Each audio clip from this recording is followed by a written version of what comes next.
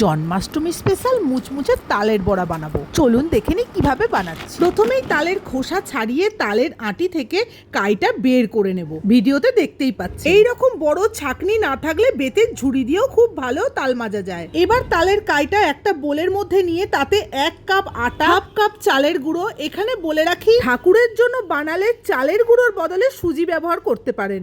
এবার 2 চামচ মৌরি, 1 কাপ নারকেল কোড়া, 1 কাপ আখের গুড় আর হাফ চামচেরও কম একটু নুন দেবেন। এবার ভালোভাবে শক্ত করে মেখে ফেটিয়ে নেব। এবার কড়াইতে তেল গরম করে এক এক করে বড়াগুলো লাল লাল করে ভেজে তুলে নেব।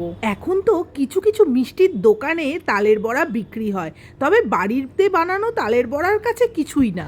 দেখুন তো কতটা সুন্দর, বাইরেটা মুচমুচে আর ভেতরটা সফট হয়েছে। চটপট বানিয়ে ফেলুন। আর ভিডিওটা ভালো লাগলে লাইক, কমেন্ট, শেয়ার আর সাবস্ক্রাইব করে বেল আইকন প্রেস করে সঙ্গে থাকবেন।